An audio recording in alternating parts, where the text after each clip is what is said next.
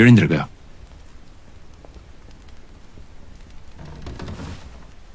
சடாங்கன குடிக்க ஏதாவது குடியக்கான். அவர் மேல ஏதாவது ஊத்திராத. பையன் எதையும் ஊத்த மாட்டான் பிரபுவே. அவன் நல்ல பையன், ஒரு நல்ல சிப்பாய். அவனுக்கு தீங்கு செய்யற நோக்கம் இல்ல. எனக்கு அது இப்ப தெரியும்.